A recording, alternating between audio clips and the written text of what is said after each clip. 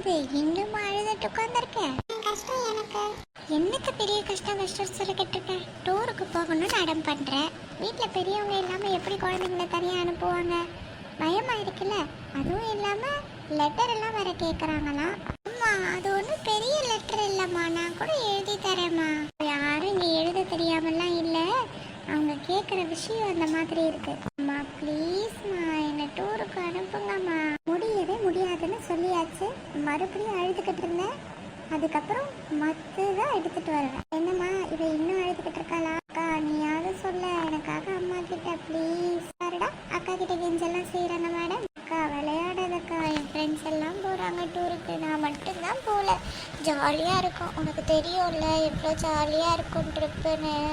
ட்ரிப்புக்கு உங்கள் அக்காவும் அழுத அடம் பிடிச்சி இப்போதான் 2 வாங்கினதுக்கப்புறம் அமைதியாக இருக்கிறாங்கம்மா. அதனால நீங்கள் உங்கள் அக்காவெல்லாம் சப்போர்ட்டு கூப்பிட வேண்டாம். அக்கா நீயும் அழுதியா? அடி வாங்கினியா? ஆமாம், வேற என்ன பண்ணுறது, சொன்னாங்க கேட்கணும் இல்லையா? அதை அடி வாங்கறதுக்கு முன்னாடியே செஞ்சுருக்கலாம்.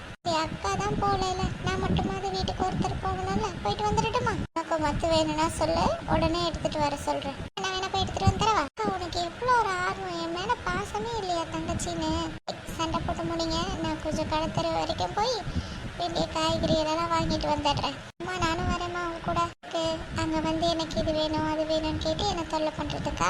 நான் மட்டும் போயிட்டு வரேன், நீ தங்கச்சி வீட்டில் இருந்து பார்த்துக்கோ. நாங்களும் வரோம்மா. அழுகையில் கூட கடைக்கு வரணும்னு அடம் பிடிக்கிறியா? சரி சரி கிளம்புங்க, போயிட்டு வரலாம் சீக்கிரமா.